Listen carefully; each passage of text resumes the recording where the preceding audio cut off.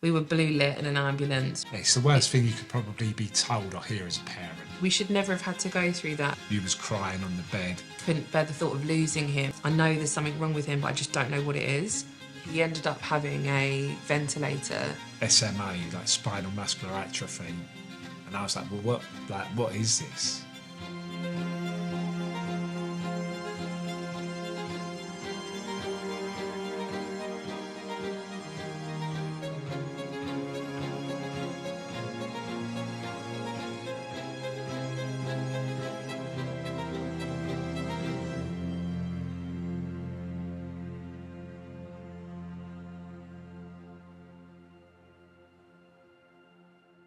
Yeah. Yeah. Great. What are you here for? So should we just start talking? You're probably better off starting because you're probably going to do most of the talking anyway, let's be real. I think would be fair to say. Come on. I thought you'd be like lapping this up. No, Aid, come on, leave me alone. All right, so, right. Are you going to chip in or should I just... I'll chip in when I think so. Okay. When I feel appropriate. Okay. This is going to be really difficult, isn't it? What should we start with? Like, what is SMA? What is SMA? I guess would be a good place to start. Sidney has a condition called SMA. SMA stands for Spinal Muscular Atrophy. There's different types within the condition depending on the severity of the disease. Sidney has type 1, which is the most severe form. SMA is a neuromuscular condition that affects all the muscles in the body, whether it's, your legs, your arms, but also, the ability to breathe independently and swallow. It comes under the same kind of conditions as like sort of muscular dystrophy. So things like motor neurons disease and things like that, they're all sort of quite similar. It's the most common rare genetic condition in children. I think that as time's gone on, more and more people have heard of it. But when Sidney was diagnosed, I didn't know anyone that had heard of it. I think when you say SMA, a lot of people always say that it's like the milk, the baby milk. But yeah, that's what it stands for, spinal muscular atrophy. And he has type 1, which is the most severe form. To be classified as a type 1, you would be generally diagnosed before the age of 6 months. And life expectancy previously, when he was diagnosed, was less than 2 years. So it's a progressive disease. It just means that his body doesn't have he has a missing gene that's not making the protein.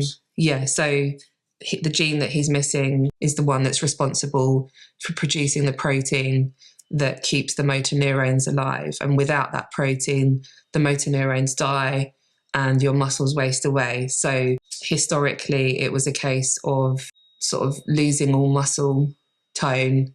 And generally, children would die very, very young because they would lose the ability to breathe independently and eat. Yeah.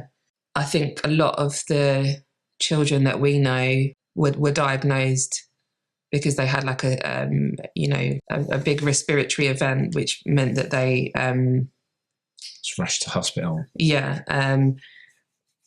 We were lucky that we didn't sort of have that kind of situation. But yeah, I don't know. Yeah, that's sort of the outline of it, ain't it, really? Is the of what it is, yeah, how it affects. Yeah, it's a really cruel condition. I think I always kind of liken it to motor neurons disease because that seems to be one that's more commonly, people sort of seem to know more about that. But yeah, SMA is a, it's considered a rare condition, but actually there's a growing number of children in the UK living with the condition now that there's treatment available to kind of keep them alive. Yeah, I think it was something that we'd never heard about before, but it is actually quite common. Yeah, I mean, it's a lot more, there's a lot more heard of it about it now, I'd say, because the kids are living rather than before it was just palliative care for the kids with type 1. Yeah, it's considered a rare genetic condition, but because there are different treatments out there now, there are a growing number of children with the condition. And so... Yeah, I feel like it's spoken about more now. There's things in the newspapers and on the news about it. Yeah. Whereas I'd never have heard of it before. No. Definitely not. And I think where historically it was, you know, the prognosis was bleak, and the life expectancy was so short. I just don't think it was... No, I think it was like 85% of the children died before they got to 2 with type 1. Yeah. So it was probably quicker than that. But yeah, it's a high percentage, really high. The history of the condition is, you know, it was previously palliative care, and you know, now all of a sudden there's this, you know, new generation of children that are alive thanks to modern medicine, and, you know, children that have received gene therapy really young that are doing really well, but have also been left, you know, really affected by the condition, because even to this day, there's still no newborn screening in place in this country. And therefore, children, by the time that they are diagnosed and treated, are extremely symptomatic. So, and once the child is symptomatic, the damage is done. And so you've got this like generation of children like Sidney, who, you know, he is doing really well, but that's only because... It's not just because of the drugs that he's received, it's because of all the other extra things that we have put into to getting him to where he is. Because routine, like it's life. Yeah, and you know, like dedicating ourselves as his parents to getting him all the things that he needs. Yeah. You know, we have done some weird and wonderful things. A lot of it is like, you know, there's no guidebook for children like Sidney. You know, in years to come, probably this won't even be a problem because, well, it won't be a problem because children will be screened when they're born through the newborn screening program, which all children go through when they're born. You know, they do the heel prick test, and they put spots of blood on a piece of card, and it gets sent off to a lab, and it all gets tested for a multitude of different conditions, and one day SMA will be one of those conditions that they also screen for, but currently that's not happening. You know, the treatment has now been available in the UK for 3 years. So if you think about the amount of children that have been born in the UK in those past 3 years that have been diagnosed with SMA, some of them unfortunately too late, when there is actually a treatment available that, if given to the child pre-symptomatically, is ultimately, you know, a cure. I mean, none of the treatments are an actual cure, but as in, if they receive gene therapy before they're symptomatic and showing those symptoms, then they go on to lead a normal life. And we know a few families now that have got children with SMA and have gone on to have other children and had gene therapy as soon as the baby's born, and they're running around and meeting milestones just like any other child. And so that's a really difficult pill to swallow, because even for us, you know, him being you know, born in the April, and the first child in the UK being treated with gene therapy in sort of late May, early June, you know, had he have been screened and treated that bit earlier, you know, perhaps he wouldn't be so, you know, severely affected by the condition. But yeah, I think the fact that there is still no newborn screening happening in the UK is an absolute disgrace. And I can't even comprehend how families with children who have been diagnosed sort of now or in the last sort of 3 years can even be feeling about that when there's treatments available. So 1 in 40 people are a carrier. So obviously Aden and I are both carriers of the condition. Of the 40 gene. Is it the 40 gene? Yeah, 40 gene. So yeah, the 1 in 40 people are a carrier. And then that just means that every child we would have a 25% chance of having SMA. So the way it works is that 1 in 40 people are a carrier. And then every child, if you have 2 carriers have children, each child would have a 25% chance of having SMA. A 25% chance of not having SMA and not carrying the gene, Yeah. and a 50% chance of being a carrier. So the likelihood is that, so obviously Sidney has SMA, and then with Nancy, that the likelihood is that she's probably a carrier, but we obviously won't be able to find out about that until she's a bit older. Now there are different treatments available. Sidney was one of the first children in the UK to receive a life-saving gene therapy drug called Zolgensma, which at the time, I think it was rumoured to be like the most, it was the most expensive drug in the world, like £2 million drug. And he, I think, was maybe child number 12 to receive it. I think so, yeah. They had the drug in the US a lot earlier than in the UK. So we just feel really fortunate that he was able to receive it when he did. The gene therapy drug works to replace the missing gene in his body, or tricks his body into thinking he has the missing gene.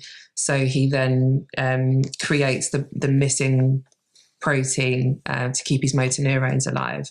That's kind of the simplified version of it. And then there are two other drugs, but in the UK, once you've had Zolgensma, the gene therapy drug, you then can't qualify. You don't then qualify for one of the other drugs. But then in other countries, like in the US, for example, the children will have gene therapy and then go on to have one of the other drugs. So one of the drugs is called risdiplam, which is an oral medication that's taken daily. And the other drug is Spinraza, which is given as a lumbar puncture to the spine every 4 months. Both of those drugs work in the same way, in that they work on the backup gene. So it's almost like having the way I always describe it to people is like, it's like having a hybrid fuel tank. The gene therapy works on the main missing gene, and then the other two drugs, they would work on the backup gene, like it's like having your main fuel supply, like your petrol, your diesel, and then having, the electric, that's the way I always describe it to people. Yeah. In the UK, they still don't offer a secondary treatment after Zolgensma. In order to qualify for a second treatment, you have to be able to demonstrate that your child is regressing, which is quite tricky to do. So you would have to show that the child isn't getting better and they're actually getting worse. Whereas in the US, obviously the healthcare system works in a different way. It's insurance, and it's not a national healthcare system like we have here in the UK. So children, like I said, would have the gene therapy and then go on to have a secondary treatment and see really good outcome.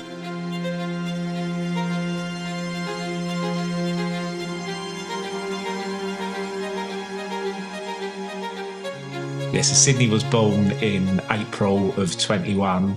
When he was born, it was, it doesn't sound nice, but it was like any other normal baby. There was movement in his arms, legs, obviously not great head control, but there was some strength there. He just sort of like fitted into like family life, and there was no major worry or concern at all, was there? Everything was going well. Yeah, I think it was just like any other, typical family. When we had him, I suppose looking back, there were a few warning signs, but we were so concerned about getting home from hospital because we had Nancy at home, and we just, with her, I had to stay in hospital for sort of 5 nights or something, and we were really conscious that we wanted to get the baby and get out. So with Sid, he was actually a planned C-section. There were like various different reasons why they wanted me to have a C-section, but it all went really well. It was all really straightforward, and we just stayed the one night, didn't we? And we was home the next day.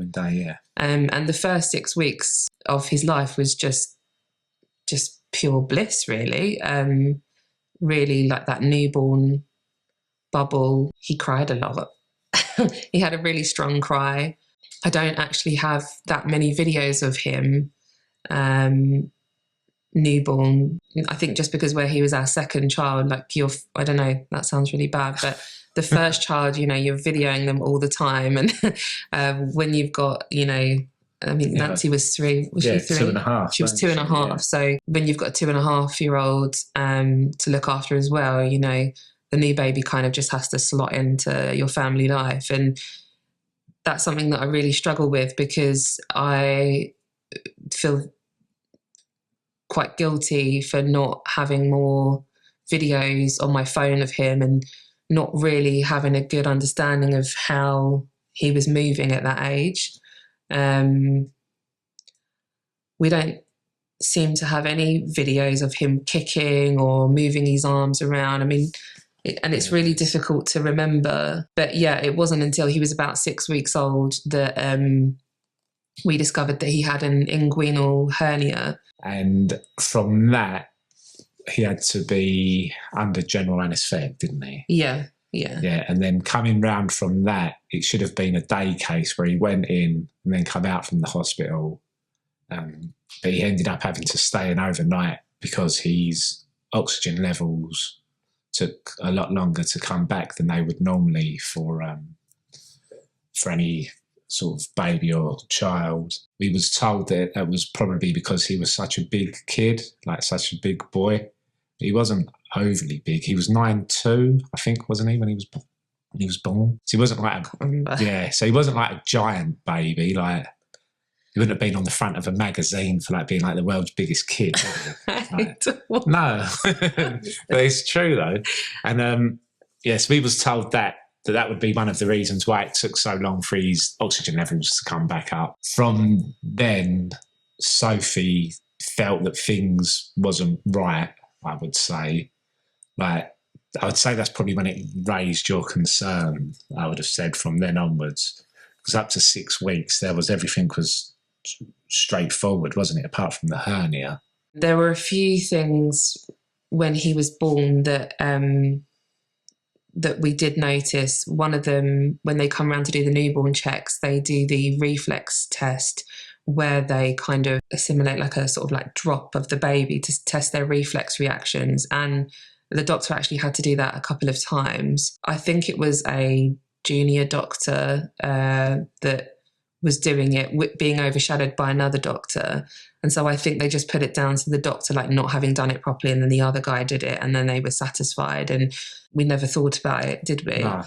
But also like the belly breathing. Yeah, and the belly breathing. You should probably say by belly breathing what we mean. So instead of his rib cage coming up and down when he was breathing, it was his belly would move. Yeah. So it would be his belly coming in and out on his breaths rather than his rib cage coming up and down. Yeah. So belly breathing can be quite common in newborns, but as we then went on to find out, belly breathing is like a huge warning sign for SMA. The muscles that you use for breathing, like your diaphragm and the small muscles in between your ribs. your intercostal muscles between your ribs. So again, this is why particularly children with SMA type 1 suffer significant respiratory issues. So I think there's a couple of reasons that really, looking back, were warning signs: the reflex test and the belly breathing, for sure. From sort of the 6 weeks to like 2 months, weren't it? Yeah. So then from like 2 months to 3 months, you was told continuously that it was just because he'd had the operation, like not hitting milestones with BA. He's had the operation. He was big. He's been under general anaesthetic, so it can slow him down. But what they should be doing with hitting milestones and things. Whereas he was definitely regressing. I wouldn't say fast, but he probably was really thinking about it, because there was a big difference between sort of the 6 weeks and then to when you took him into hospital at 4 months. Yeah, I mean, I don't even know how you remember any of that. Yeah, because I don't remember any of it. Bathing him. So most nights, obviously, when I'd then come back in from work, I would always bath the kids, wouldn't I? Because then you'd have a little bit of time to to do whatever you needed to do, like whatever it would be. But it got to the point of like picking him up out of the bath, and there would be no resistance or like nothing there. He'd just be like Floppy. really floppy, yeah. So he'd be, again, it doesn't sound nice, but almost like picking up a rag doll. Yeah. Like he would just sort of, you'd pick him up out of the bath and he would just be like sort of very limp. And his cry that was really strong got softer and softer, didn't it? Yeah. So I think there was a few things like he obviously got, I mean, the main signs is like, it's floppy baby is the way to sort of really describe it. You know, like he was just a big floppy baby, had no muscle tone. And then you had to support his head all the time when you were holding him. He had absolutely no head control. Again, I'd say from where having Nancy to Sid, where we had something to go off as well before with having Nancy, I would say was one of the main reasons why you noticed so quick and was determining that there was a bigger issue than what you was being told. Because when did the babies have the checks? So we there's lots of different moments, like certain weeks after you've had a baby that you see the GP. And you know, I did raise my concerns on so many different occasions about various different things, but I was just always sort of dismissed, really. Healthcare professionals have a really a way of making mums feel like they're neurotic, but we had lots of problems with his feeding then by that point. Sid was bottle fed, and I think we were noticing that he just wasn't tolerating his milk. The time to do feeds as well. It took ages to feed him a bottle. He was a really slow feeder, and again, he'd had tongue tie, so you know, at one point we put it down to that, but obviously looking back, it was because he was losing his ability to swallow. And he was a big baby, but I still knew that he wasn't taking enough milk for his weight. So on paper, his weight was fine, but in terms of where he should have been tracking on the various different graphs that they have, he wasn't tracking on the same graph, and he didn't have any. He was a big baby, but he didn't have any sort of. Yeah, he wasn't like roly baby. He didn't. No, he was quite skinny at the same time. He's always been quite long, hasn't he? He's been quite long. Yeah, but he was never. And then we tried all different kinds of formulas. The GP suggested that he perhaps had like a milk allergy or a dairy allergy. And we just spent the first few months really trying to figure out what was wrong. And then we got to his 16-week injections at the GP.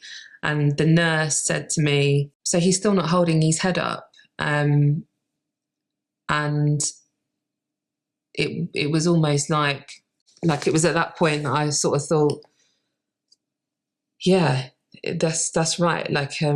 He's not holding his head up. And I think when you've got an older child, you know, you've got a 2.5-year-old and a newborn, you're just trying to get by on the day to day. And then it was almost like this huge realization that actually I've got this 16-week-old baby, and he's not holding his head up, which he absolutely should have had decent head control by that time. So it just went on from there, really. A few things happened over the course of those next few weeks. And you started Googling, didn't you? Like what the things he had, so like no head control, belly breathing.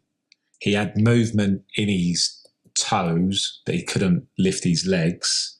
Yeah. So I was always like, well, it can't be nothing seriously wrong because he's moving his toes. So it can't be like something's happened and he's like lost all feeling everywhere. But he had sensation, he could, you know, like if you could tell that he could feel the sensation of you touching him, but there was no resistance to it. Like if you tickled him, his leg would move, but he wouldn't like pull it away. He had no anti-gravity movements. No. He couldn't lift his arms or his legs. He couldn't do anything. He couldn't do anything. If you held him up, he couldn't hold his own head. There were several different things that happened that week. I was at a friend's wedding. They sat me next to another couple that had just had a baby at the same time as us. And I remember talking to this lady and her telling me about what her baby was doing. And I thought to myself, well, Sid can't do any of those things yet. And it was almost like, again, starting to sort of panic, like, why is he not doing these things? And me thinking, how have I just let this sort of happen? And I think where a lot of people always said to me, oh, boys are lazy, or boys do things later. And where we'd had Nancy who did everything so early, I'd kind of just tried to put things to the back of my mind, because I thought, well, let's give him a chance. He is a boy and they're supposed to typically be like a bit lazier. And, he has had an operation and he has had general anaesthetic. And then I went out for the day with my sister-in-law. And by that point, he was growing. So he was like this big baby, and I was trying to kind of feed him, like give him a bottle when we were out for the day. But I was just finding increasingly I couldn't hold him because he was getting so long, but he was so floppy. And I spent most of the day like just trying to get some milk into him because he just wasn't taking the milk. And then the next day we were Aden was at work, and I was at my parents' house with my sister and my brother-in-law, and I just had him laid, on the sofa, and was just talking to my mum and dad and like my sister and my brother-in-law, like, and just sort of saying to him, like, I know there's something wrong with him, but I just don't know what it is. Couldn't work it out. And Lee, like my brother-in-law, sort of said to me, like, he's not moving his head. And by that point, he couldn't even roll his head from left to right. Whereas like previously he was able to sort of at least laying flat and being able to turn his head from left to right. And by that point, he just was a completely motionless baby that could only look around with his eyes. But he was still really happy, wasn't he? He was still really happy. Really smiling and big blue eyes, and, you would be none the wiser. It's just that he just didn't move. Yeah, he was always like, he was always smiling. And that's what everyone always used to say, didn't they? Like, oh, he's such a happy baby. So when you would think for a baby to be something wrong with them, I guess to say, you wouldn't expect him to be happy. But then that was another thing that they said to us after we found out that Sid had SMA, was that the babies generally tend to be really happy, don't they? Yeah. Which, I don't know, it can't be just a coincidence, I guess, but...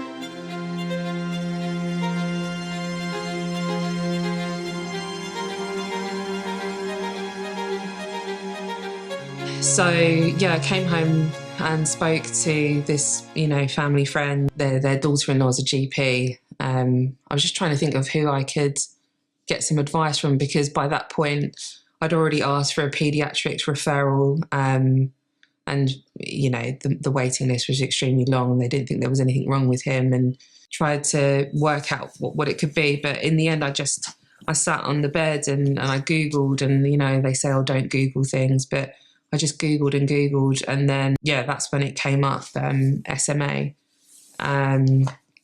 It was an American website, the big charity out in the US. It was their main website. And even to this day, I think, if I was to type those symptoms into Google again, I'm not even really that sure what would, come up, because it was hard. It wasn't like it just came up.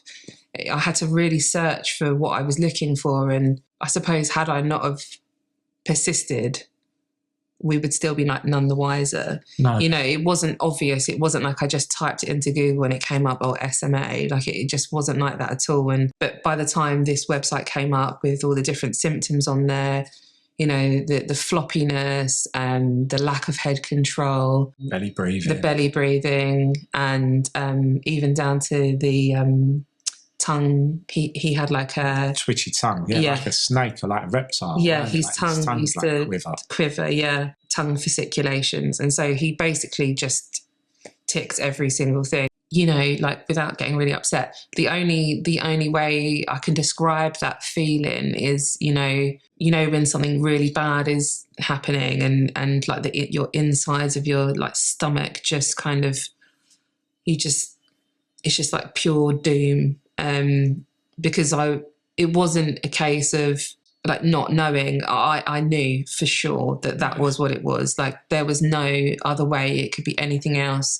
I looked at all different things on Google and, things like cerebral palsy. And I was like, it's not that, I just. Yeah, I would say the same. Once I come in from work that night and you showed me, I was like, you're right. Like, Soph's right. It's this. It was like the only time I've ever like wanted to like not be right about something. I was on nights or on a late shift at work. So I'd come home or on call and I come home at like 3 or 4 in the morning. It was late, wasn't it? Yeah. And I come in and you was crying on the bed. And I think you just passed me your phone and was like, Sid's got this. I know he's got this. And I took Soph's phone and it said like SMA, like Spinal Muscular Atrophy. And I was like, well, what is this? And then Soph was like, just read it. So then I took her phone and like you went through what it was. And he ticked everything, didn't he? Yeah. Like everything there he ticked. So you said to us straight away, he was like, I'm taking him into the hospital. So I think you left at like 5 in the morning. Something like that. You left really early anyway and took him into A&E. I think you drove, obviously I stayed at home with Nads and you took him straight in. And that was it, weren't it? He went in as well. We didn't know at the time, but he also had like 3 viruses, didn't he? Yeah. So they admitted you at the hospital to one of the wards because he had these 3 other viruses. He had RSV. Yeah, so... And was like parainfluenza. Yeah. And enterovirus. So they said to me that they couldn't admit him because he didn't have like an acute illness. And I said to them, you have to admit him because he's got something that is extremely serious. And you sort of said to me, well, whatever it is, it can't be that bad. Yeah. And I said, no, but it is. It is bad. It's really bad. It's like we're going to lose him bad, because at that point when he was diagnosed, so he was born in the April, and then the day I took him in to Pembury Hospital was the 15th of August, Sunday the 15th of August. And gene therapy was so new in the UK that there was nothing on the NHS website about it at all. There was everything on the NHS website still read, life expectancy less than 2. And I just remember thinking, it sounds really silly, but I just remember thinking I just couldn't bear the thought of losing him. It sounds really obvious, but I just felt I loved him so much. Oh, that sounds really obvious, doesn't it? Of course you love your baby, but I just was like, I love, yeah, it's when you can't think about losing someone you love like that. It's just an unimaginable. Yeah, it's the worst thing you could probably be told or hear as a parent, ain't it? Like, yeah, yeah. And it, like I say, like as soon as that Saturday evening, having put them to bed and having been on my own whilst Aden was at work and having realised and figured it out, that's just when our lives just change forever, really, isn't it? Well, yeah, definitely. And then I think you just kick into like autopilot. Yeah, like fight or flight mode just kicks in. I mean, obviously, I must have got upset at some point. I don't really remember. I don't know. I must have got upset, but I don't know. You just kind of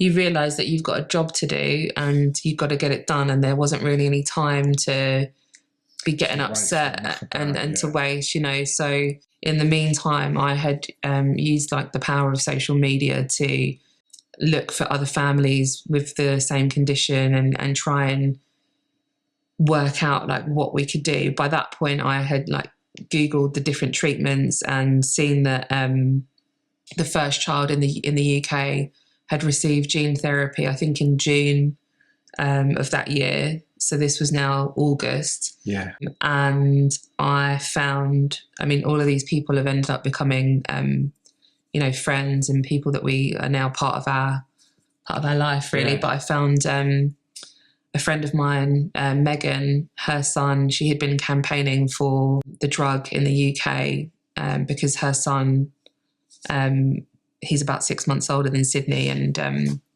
obviously at that time, there was the gene therapy drug just wasn't available here yet. They'd had it in the US, I think 6 or 7 years prior to the UK. And we're just so far behind. So she had been campaigning, she'd been in the news, and I found her on Facebook, and I reached out to her, and she gave me all the advice on what to do.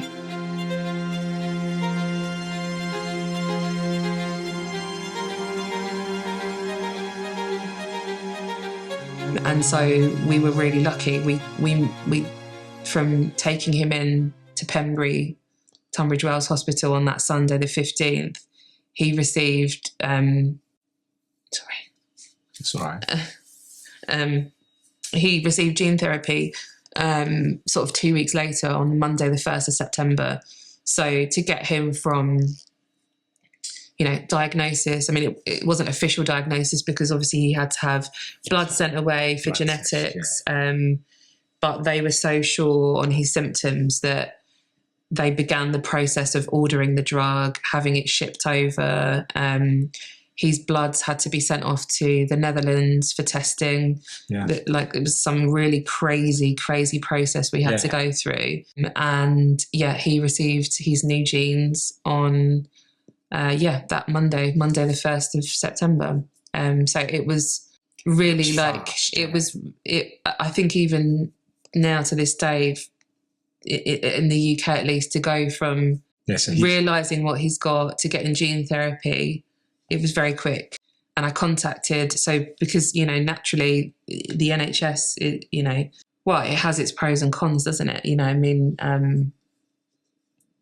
nothing happens particularly fast. So there were 4 dosing centres in the UK, 4 places where they had been like trained on how to give this, you know, £2 million drug. But the main dosing centre really was the Evelina Children's Hospital in London. And so I contacted the neuromuscular consultant there, who is now Sidney's main doctor. Yeah, I just found her email address online. Yeah. And just emailed her directly, and I said, my son's got SMA. We need to get him up to you as soon as possible.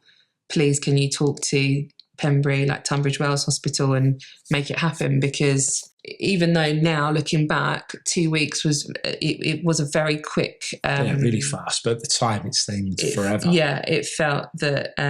Looking back, I can say that I never thought it was 2 weeks. I felt like we was in Pembury for like a month, and then I feel like we was in Ronald McDonald house for weeks, whereas really we wasn't. They wanted him to stay local because there was no beds at the Evelina available for us to transfer, and they said it was better for us to stay local because he was okay, even though he tested positive for these 3 different respiratory viruses. They said, you know, he was stable and he was fine.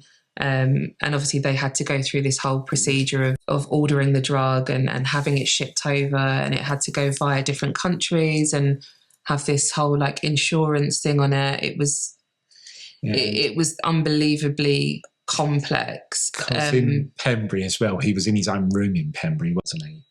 And part of the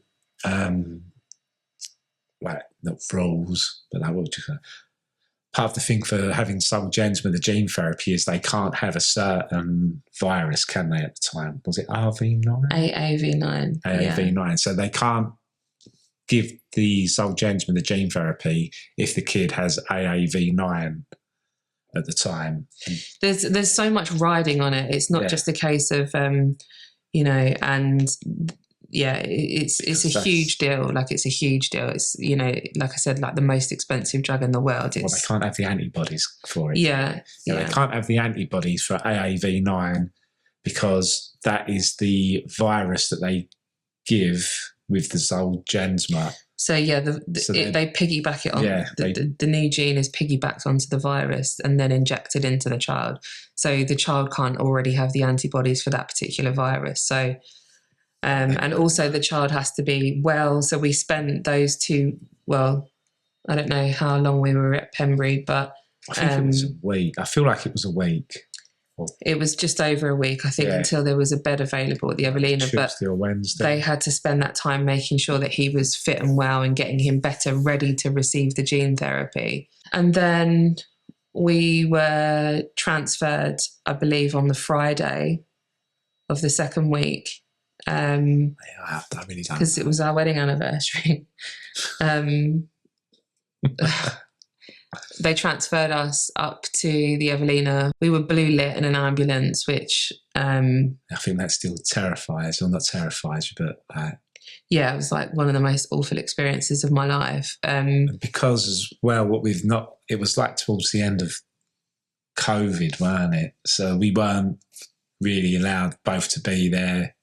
Like at the hospital, we could only be in the hospital one at a time, couldn't we?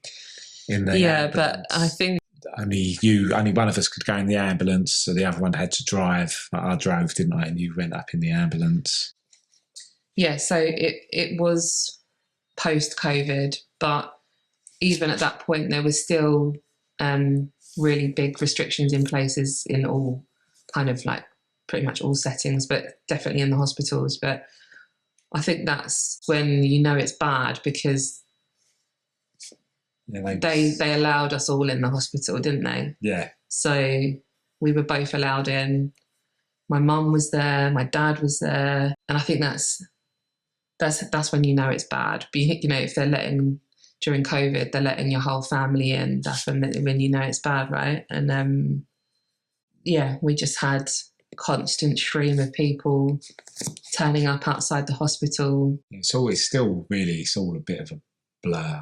Yeah, everyone was just so upset, like outside the hospital, just crying, and we would be like coming down and like taking it in turns to like console everybody else. Yeah, I guess. Yeah, it's just, even now it just feels weird. I can't even I remember bits of it, but I can't remember any of it particularly clearly. I remember still coming down, like seeing like my dad, your mum and dad, your sister, my brothers, my sister. And everyone in the car park just like waiting for us to come down and see us and cry and hug and hope that everything's going to be all right. And then trying to keep things normal for Nancy, because she obviously was so young. We done like alternate nights, didn't we, at Pembury?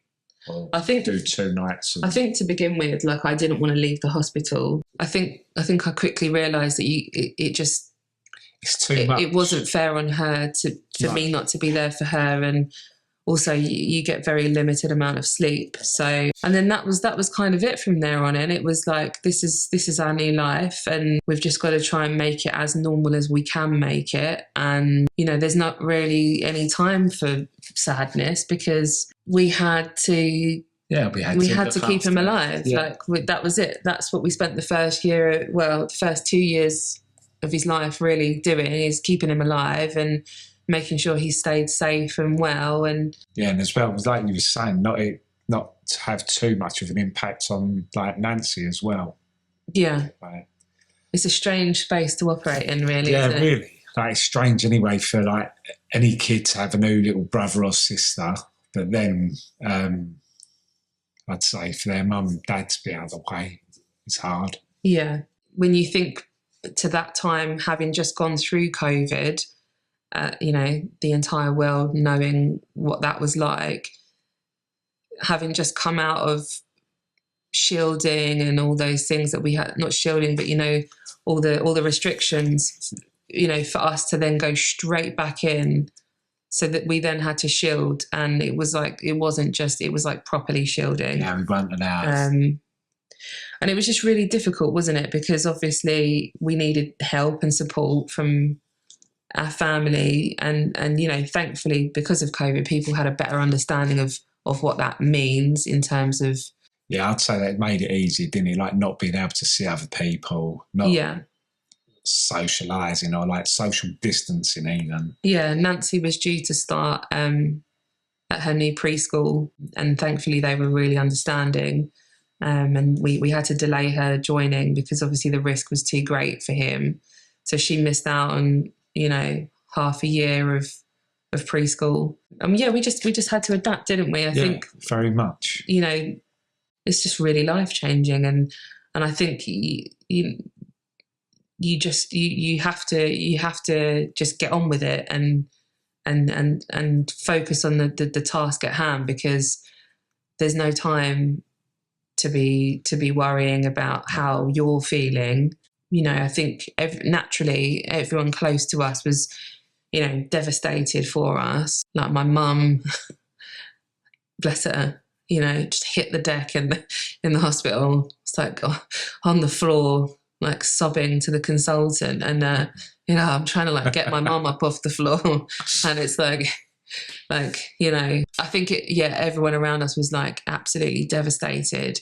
I know that I used to do all my crying in the car from the hospital coming home, because that was the easiest time to do it, and I didn't want to cry when I got home because of Nancy and trying to keep things normal for her. So I spent those journeys just like hoping that I'd get there through all the tears, like. And as well, like it is like the eye of the storm, ain't it? The bit where the storm is like relatively calm, where everything else around it is going nuts.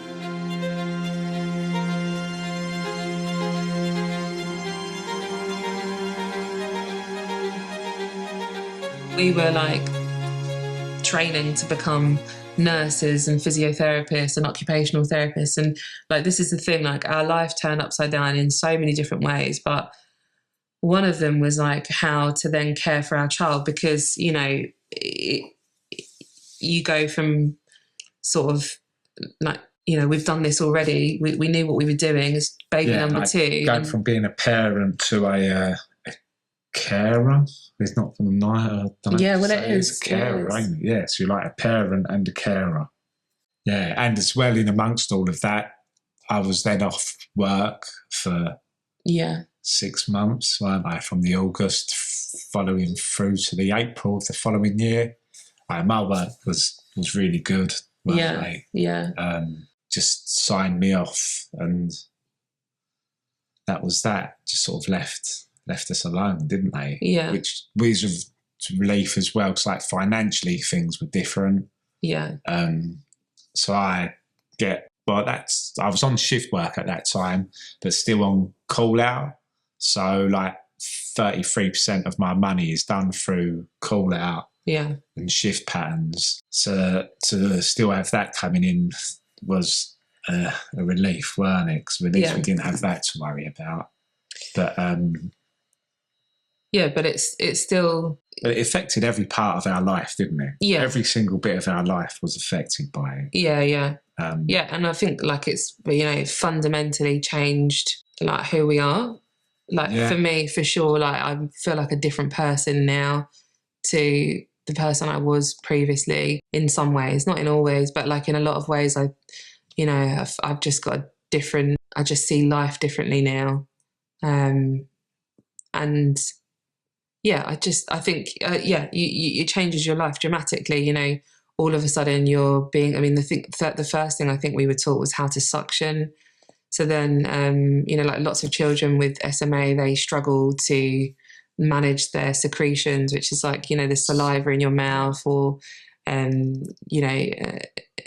if you've got a cold or anything, like any like phlegm or anything like that. Phlegm, snot, spit. So we were like, into Pembury, like then all of a sudden we're being trained how to suction him. He then had a nasogastric feeding tube put into his nose, and he was tube fed then for a few months. So we had to learn how to do all of that safely.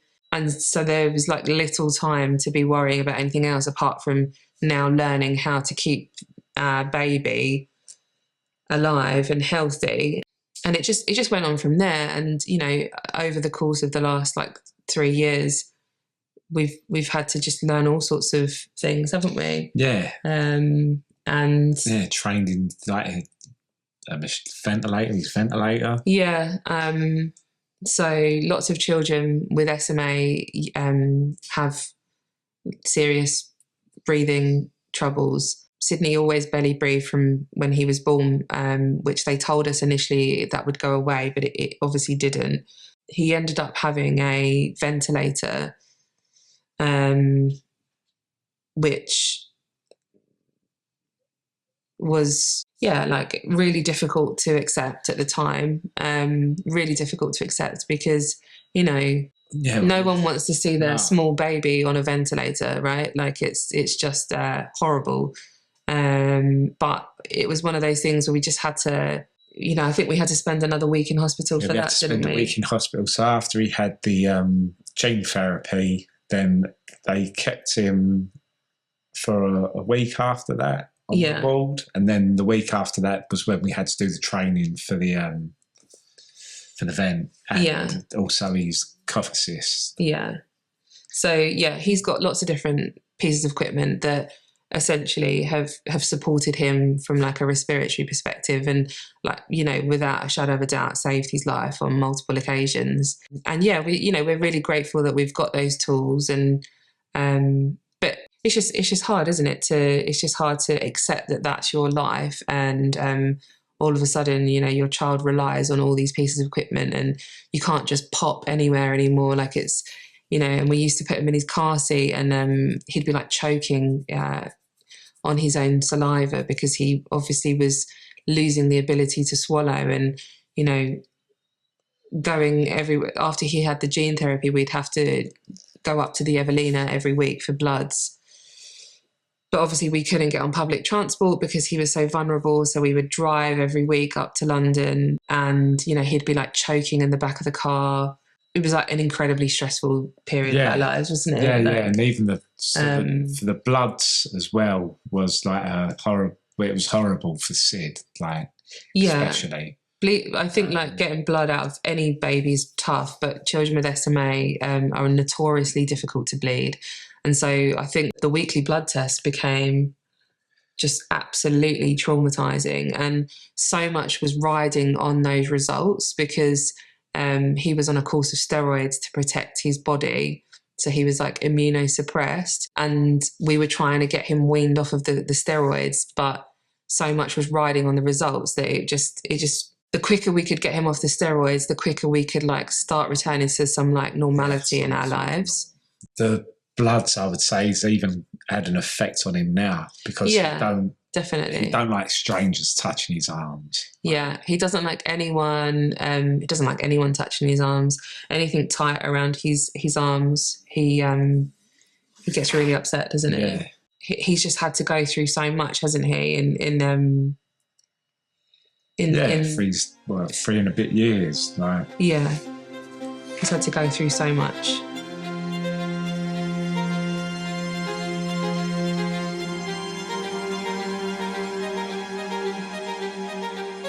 With type 1 SMA, like every day matters before treatment. You know, every day without treatment, you're losing more muscle mass. And it's a really rapid degenerative condition that, you know, essentially just robs the child of all the muscles in their body until they can't breathe independently, until they can't swallow independently, and you know, it robs them of their life. And I still believe to this day that had we not have taken him in and realised what he had at that point, had it been another week, he probably would have gone into like respiratory arrest. Yeah, he would have been hospitalised anyway, and things would have been a lot more serious. I think most children are diagnosed in that way because they have a serious respiratory event, and I think we were just lucky that with Sid that we realised just kind of in the nick of time. Hospital before. Yeah.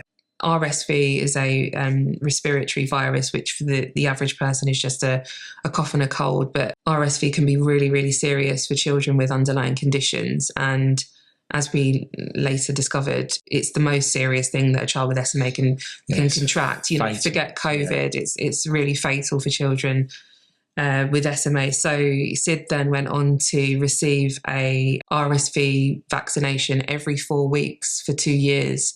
So for pretty much like 9 months of the year. Yes. So from September through to March, every year for the first 2 years of his life, he had to have 2 really big injections at Maidstone Hospital every 4 weeks to vaccinate against RSV, because that's how life-threatening it is for him.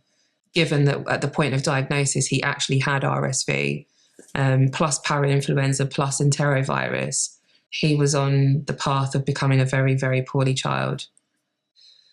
I mean, the trial. Yeah. So, well, from September to December, we was then basically at home, weren't we? We weren't allowed to go out or do anything. We managed to, so we were like living at Ronald McDonald House, which for anyone that ever buys McDonald's, always round up your...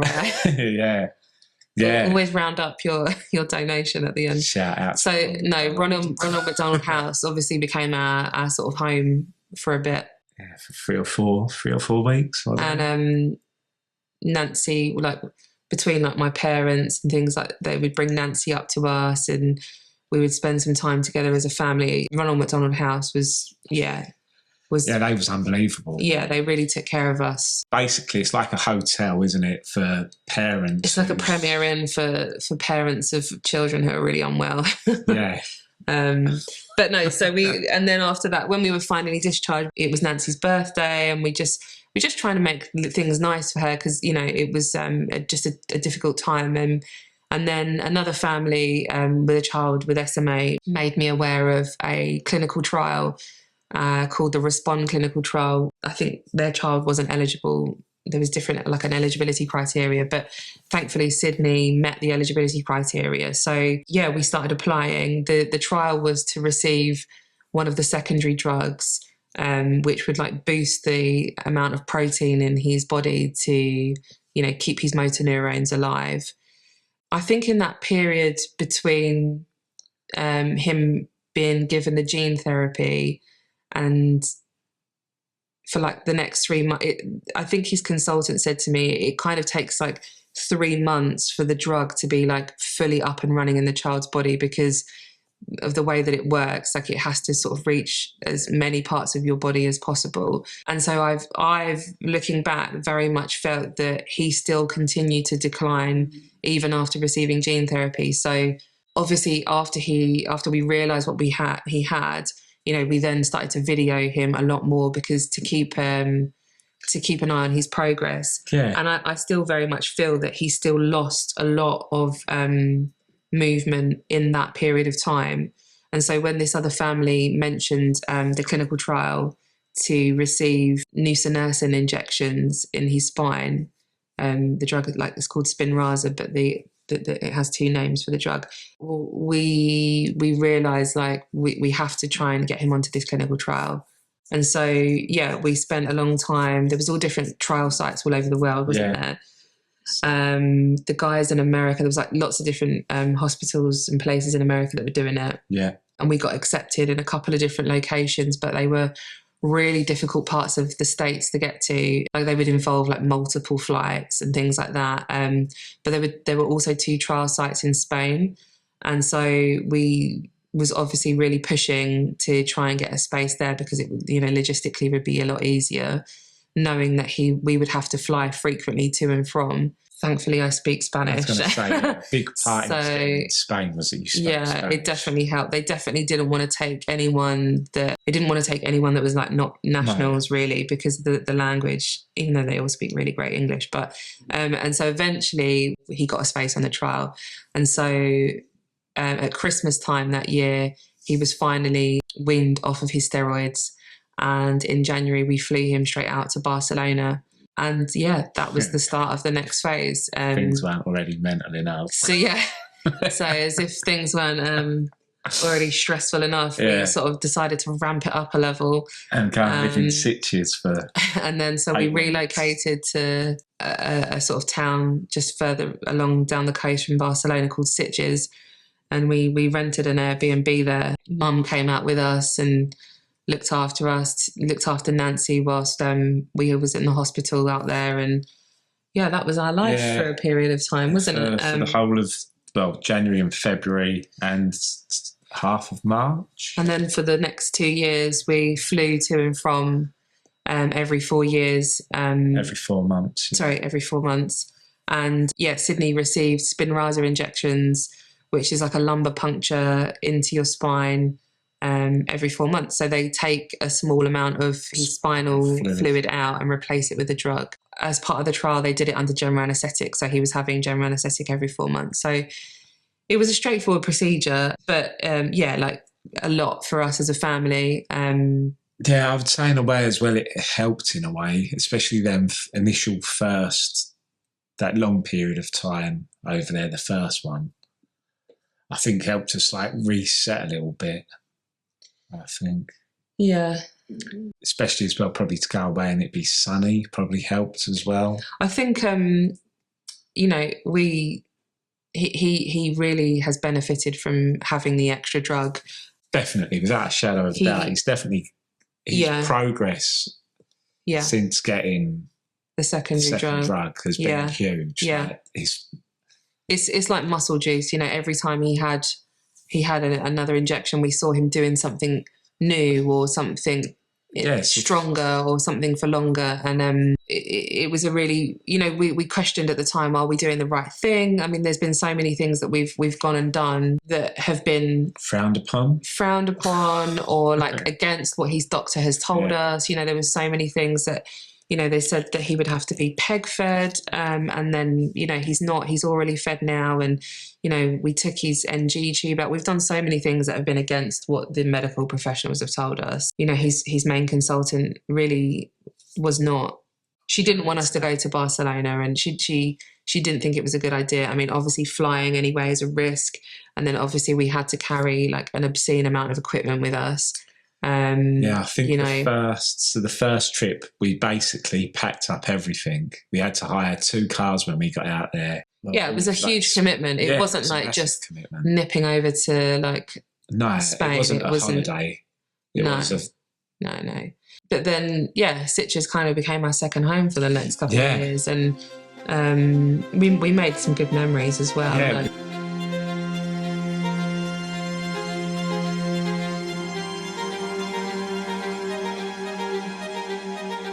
Because with the NHS, they won't, a few of them had admitted it, they'll admit that they don't really know what the best thing is to do. They won't go as far as saying guinea pig generation. But I mean, he's been treated as a guinea pig on more than one occasion. And, there's certain elements that, like, you have to accept that as a fact, because obviously they don't know what they're doing. The NHS won't do anything unless there's clinical evidence. And even with the secondary drug, the point of that clinical trial was to try and demonstrate the safety and efficacy of receiving a secondary drug post receiving gene therapy. And we earlier on this year went through a huge battle with the NHS that we should never have had to go through that. I mean, for him to carry on receiving Spinraza, the drug that he was receiving on the clinical trial. So the trial was 2 years long, and once it had finished, the pharmaceutical company agreed to continue to give Sidney the drug, but we had to obviously get his doctor's agreement to administer it. But they refused to do that because it's not available in the NHS. But the drug company were paying for the drug, and we've gone away and actually all they're always asking for is like clinical evidence, and we literally went and did that. We spent 2 years of our lives like evidence on a clinical trial, and for them to still say no. All the equipment that we've got hold of, a lot of it is not funded by the NHS because, they just don't know what to do with kids like Sid. No. They just don't know. and they won't give you anything unless they know that it works and there's no clinical data. And even though the money is there to be giving the children the drugs, there's no money there for any kind of level of aftercare. And so it's essentially, you know, sort of stuck. The kids of Sid's generation with SMA are stuck in a hard place because they're alive, but there's no evidence which the NHS want to take them to the next steps and what should be done after. Yeah. Really. And I think, like, crucially at this age, you know, children do their like main like growing and developing in these early years, like I think it's like 0 to 5, 0 to 6. These are those really crucial years of your early development. And, you know, if a child isn't weight bearing in the same way, like if a child isn't learning to stand and crawl or take steps, then their bones then don't develop in the same way. And then the child is more prone to breakages. And there's like so many other things that come out of having a condition like SMA. Like it's yes, it's a neuromuscular condition, and yes, it means that you have weak muscles, but there's other things that come out of that, like it's a snowballing effect. Yeah. There's impacts on everything. Exactly, like, you know, his ability to breathe, his ability to swallow, you know, his bone development. He's got like a lower bone density than, you know, like if you looked at his bones on an X-ray in comparison to another like typical child of his age, you know, you can see that his bones are like much lower, you know, lower density, and he's therefore more prone to breakages. You know, his hips aren't developing properly in their sockets, and that will then, if we don't get on top of that, then even if he gains the muscle to take steps, he won't be able to do it because he'll have to have a hip surgery. And with his spine is something that is really one of our, if not our main priority, because children with SMA typically develop a scoliosis, like a curvature of the spine. And, you know, unless it's managed properly, and unless it's unless it's managed properly, then his spine will curve to a point where he will have to have a huge spinal operation, because it will impact not just his ability to take steps, because he wouldn't be able to walk with a really curved spine, but it will, you know, crush his lungs. So it's we're learning each step of the way. Like you think you've conquered one bit, and then there's a new challenge, and that's just it's a continuous fight, I would say. It's just a continuous fight, and you know, again, the things ultimately that he needs are just not funded by the NHS, and so that's why we're left to find the money for them. I mean, spinal braces that cost thousands of pounds, and you know, he needs a new spinal brace sort of every 6 months because of the rate that he's growing at this age. So, you know, you're looking at every few months having to like find thousands of pounds of things. And wheelchair, you know, what they would give you from the NHS just isn't suitable. Like his wheelchair, he's brilliant in his wheelchair, isn't he now? Yeah, so good. Yeah, this is his second wheelchair. Yeah, so he already outgrown the first one. You don't get a wheelchair funded on the NHS until you're 3. So his first one we had to fundraise for and pay for privately. Yeah. And then even this second one, we had to find a charity to pay for the difference. Pay the difference in what it cost. So it's just ongoing expenses. You know, his physio bill is, you know, it works out about like £360 a week at the moment. So £360 a week. It's just a lot of money, you know, because we're trying to push him now while he's young, so that when he gets to school, and, you know, he will be going to primary school, and we want him to be able to go off to school with as much mobility and independence as we can give him. And so over this next sort of 18 months, we're just really trying to just do as much as we can for him, because, you know, once he gets to school age, you know, it's going to be difficult to take him out, and you know, he'll already be being taken out of school from medical appointments and things. So yeah, we're just trying to do everything we can, aren't we? Yeah, we're trying to make him as strong as possible, have life as normal as possible. Yeah. I think everything we do includes therapy in some kind of way. Yeah, definitely. There's always something. You know, modern medicine and, you know, the NHS has saved his life in that they've given him gene therapy and essentially halted the progression of the disease. But we, as his parents, it's our responsibility to give him all the things that we can, like any parents do for their child. You want to give your kid the best possible shot at life, and for us, it just every kid wants to thrive. And I think, you know, it's obviously been slow progress, but you only have to look back from where he's come from to where he is now, and all the crazy things and all the different places we've taken him to, and all the research, like it's all been worth it. And, you know, unfortunately, there is, at this moment in time, there is no guidebook to say what to do and what not to do with the children. And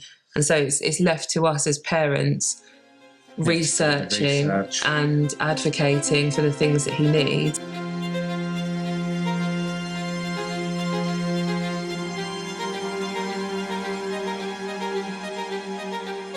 The way that I see things, rightly or wrongly, and I know that maybe I'm like overly optimistic or something, but I see it as rehabilitation for him.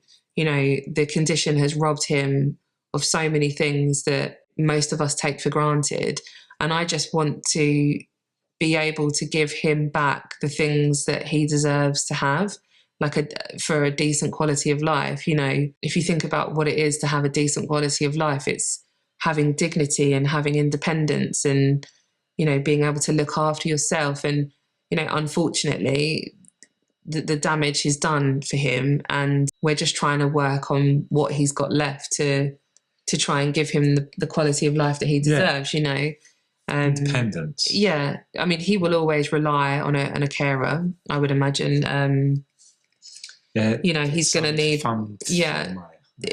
like he, you know, but we want to be able to give him the ability to do as much as he can for himself. And all of that really, it's working on what he's got left, right? And until we get to a point in time where, and there are drugs in the pipeline, there are other like clinical trials coming through that the drugs work in a different way and can help replace the motor neurons, I think. But at the moment, the 3 treatments that are out there, that they don't work in that way. So yeah, I mean, who knows what the future holds, but right now we're working with like what he's got to work with. And so that means, you know, we do a lot of physiotherapy, orthotics, and all his, like his back brace and his AFOs and his splints and everything. AFOs would be like a ankle support, like a little boot. Like leg braces. And he's got different like lycra garments that he wears under his clothes to support him. And all of these things are what has like got him to where he is today, you know. I mean, he has weekly therapy sessions. His physiotherapist, Andrea, has been working with him for 2.5 years now. She is an absolutely like wonderful human being who is so dedicated to her job, and she treats so many children with SMA. And we've seen her like every single week for like 2.5 years, and she knows Sidney's body inside out, and she's like a guiding light for us. Her knowledge and expertise is just brilliant. And this is something you can't get that doesn't exist in the NHS. So he's been seeing Andrea for 2.5 years now. And then he also has been doing some intensive therapy sessions with a company called Napa, who have now opened in the UK. They provide like an intensive form of therapy, so where you do like 3 sessions a day over 3 weeks. And we did a Napa intensive earlier on this year, and it was just brilliant. It's like doing boot camp. So yeah, it was just a brilliant experience, wasn't it? And so and for both with Napa and like with Andrea, he enjoys doesn't he? He enjoys the Yeah. I mean, he's 3, and making therapy fun is difficult. You know, like he doesn't always want to engage, and he's like any other 3-year-old in that. Short attention span. He's got a short attention span. Yeah. He doesn't always want to cooperate and do the things that you want him to do. And so it's difficult because at the same token, we're trying to make him understand that it's really important for him to do his exercises. So, you know, so that he can get big and strong. You know, naturally he is starting to question why he can't do the things that other children can, which is like another new challenge for us, isn't it? You know, because, you know, as the older he gets, we are being faced with with those kinds of challenges. Like, how do you explain to a child that the reason they can't run around like their friends at school is because of SMA, and at what point and to what degree do you explain their condition? And it's tricky. It is tricky. It's tricky to know the right words to say, that he has a good level of understanding, but that also that he feels like confident and empowered about who he is, because, you know, ultimately we live in a world that isn't always kind, and, you know, we just want him to have the right attitude towards it all. You know, it's a balance, isn't it, of choosing your language, of like picking the right things to say and trying to pull out the wrong words. Yeah. I mean, he's just like any other child, just that he uses a wheelchair, and as well for Nance, I would say, to a degree as well now, because she went through a phase, obviously with Sid, whenever she see any other person with a disability, she would get excited almost, be like, they're disabled. Yeah. And then sometimes it could be not always like, appropriate. Yeah. But it's you know, like, it's, I just think she's accepts, for her it's normal, isn't it? Like for Nancy, she won't know any different. She won't know any different. So when she sees another person with a disability, she's quite happy to shout out, as like, look, they're in a wheelchair. But I think we've tried to normalise it. Yeah, I think, you know, the word disabled doesn't always sit comfortably with some people. And I think when we first started using that word, I think like some people, I feel like I remember your dad being like, not like being really taken aback, but it's like, it's a fact. Like, it was my dad. Yes, he was like, oh, Sid's like disabled, and like this is, and I think he cried. Yeah, he did.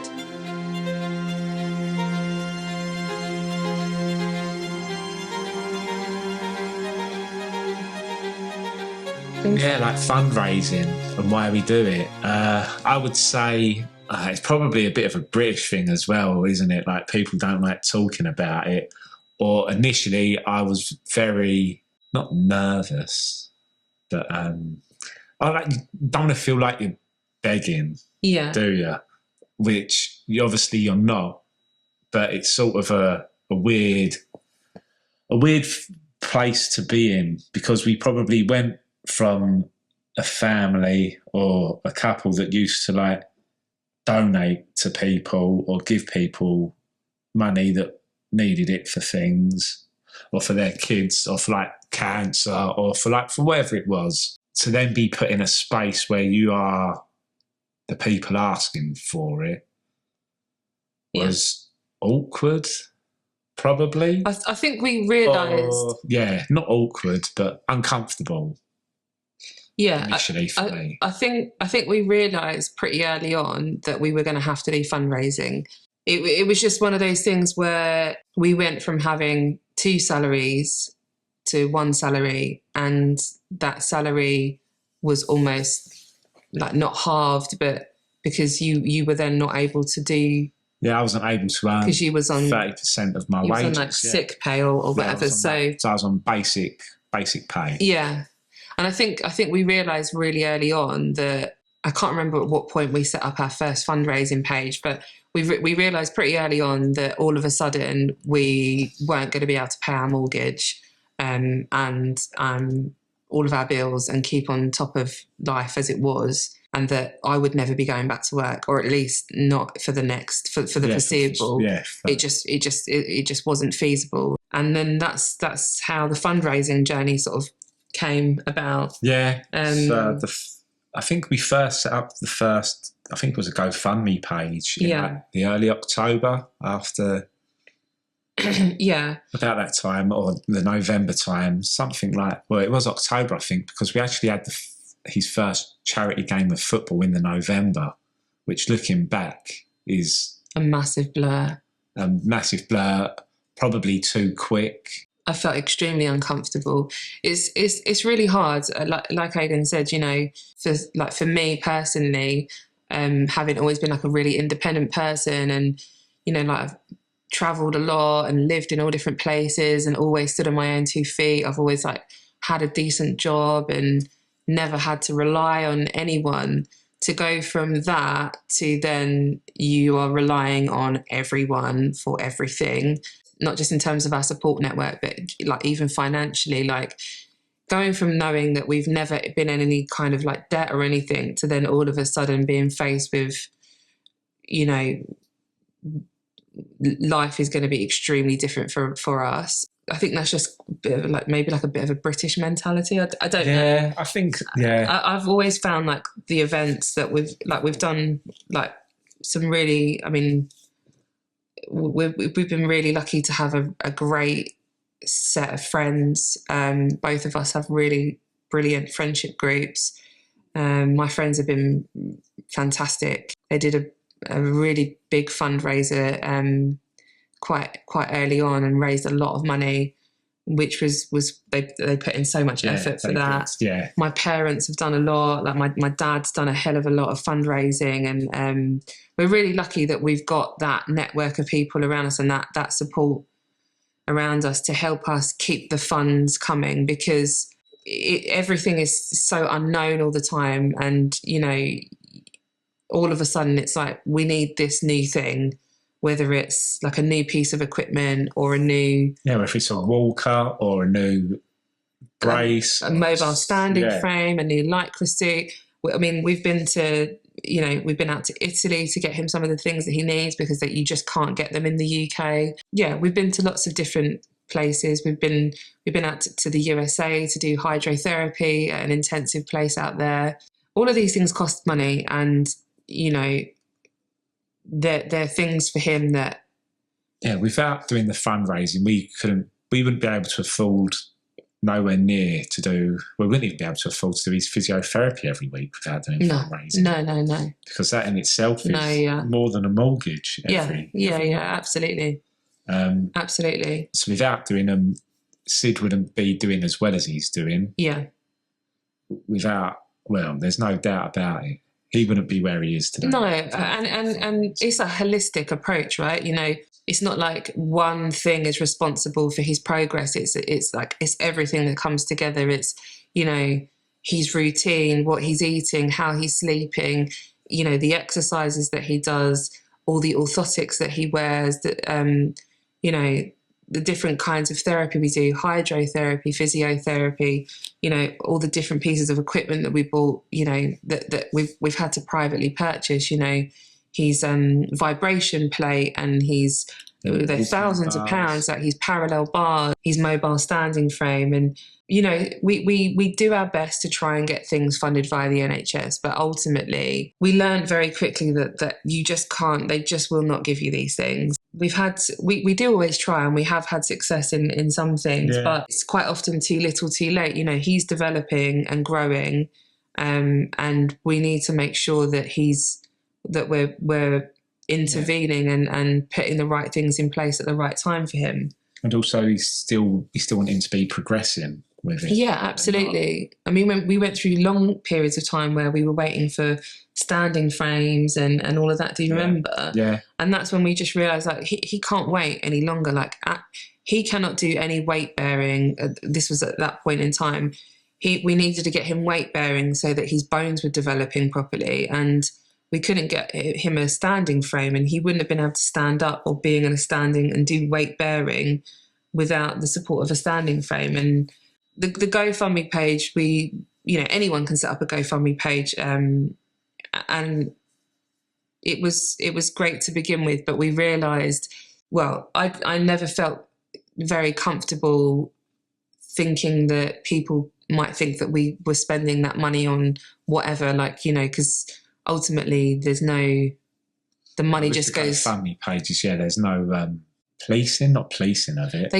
There's no regulation of it. Anyone can set up a GoFundMe account, and obviously there's lots of people, fake scammers and things. But we came across, I think it was someone my dad knew.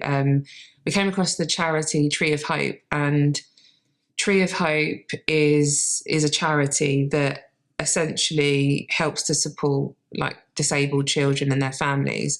A massive part of what they do is they safeguard the child's kind of fund pot, and it just means that we can't just access that money, for anything. It has to be to pay for something for Sidney. And so we started doing and safeguarding his money with the Tree of Hope, because it gave us the peace of mind that people would be able to see that the money that we raise for Sidney is his money, and it's there to be used only for things that are going to directly benefit him. And it just made us feel a bit better about it. Yeah, so for anything that we do, so his physio, the swim lab, we have to send them an invoice, don't we? Yeah. And then they release the money.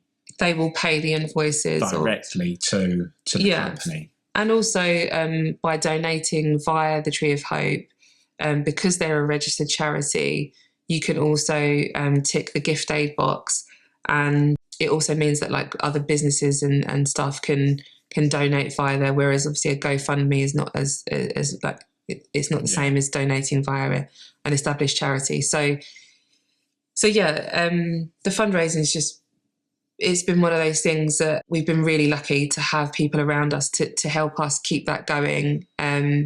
Because that in itself requires a lot of effort and momentum, and we just don't have a lot of time. I mean, Sidney's diary is, it's like a full-time job. It's a full-time job, looking after him. He has so many different appointments and so many different things so many different elements of his life that we have to constantly be on top of, and making sure that, everything is going as it should be, that it leaves very little time to then be thinking about how we're going to pay for those things. So, it's tricky to get a balance. It is, I mean, so at the weekend we done the football day, the family fun day. And I sort of took over and done the majority of that.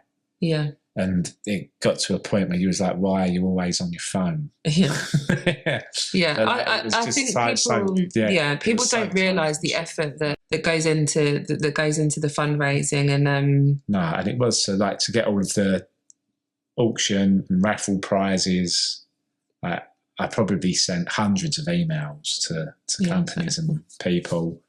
And the response is amazing, and the stuff that you get is great. And if it weren't for these companies that do give things, or people, it wouldn't have the impact. But it still doesn't take away the time and effort. Yeah, there are always really good occasions, and it's we've had several different football matches and other different events that we've had over the last few years, and we've had a few people run marathons and things like that. And but with the bigger events, it's just always so overwhelming to see such a fantastic turnout for him, and to know that so many people have given up their time and their money to be there and to support him. And I think, and as well for people that help, so for football clubs that let us use their stuff for free, do it. Friends that give up their time, to help on the day or before the day, doing things for us. Yeah, it really means such a lot to us. Yeah, because for the amount of time and effort I put in to get it going and running, without other people's help on the day or in the lead up to it, days just wouldn't. They would happen, but they wouldn't work very well. Yeah, I just think it's a nice opportunity, like when you get everyone together like that, and it's just always good to see how far he's come, and people are always so I think invested in him. Yeah, they are. Yeah, even to like say my nieces and nephews, like their friends, the groups of friends that they bring. Yeah. Like all of them always say like how far he's come and how well he's doing. Yeah.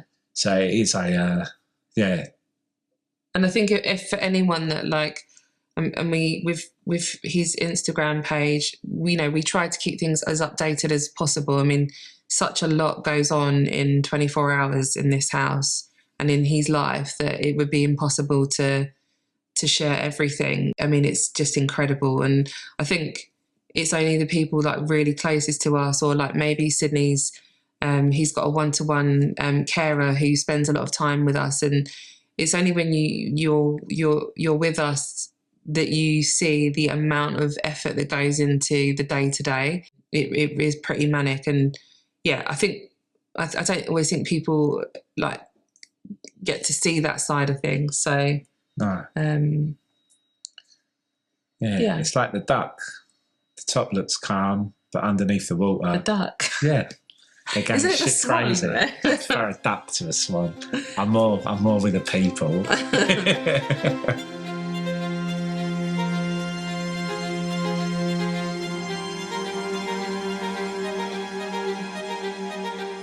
Sidney's journey is ongoing, and we really appreciate anyone that contributes to any of his fundraising. Like if anyone's going to run a marathon or something like that, like you can do it for him now because he's set up as a charity, and I think a lot of people don't realise that.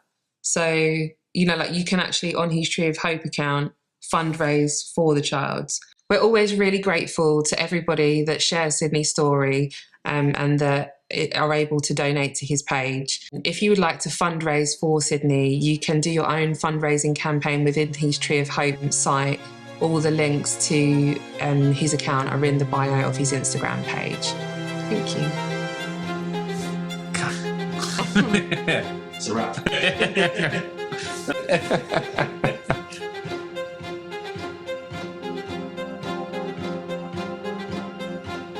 Do you think that's all right?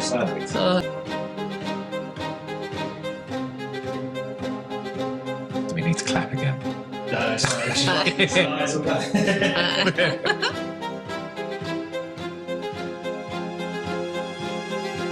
Cut that out. No.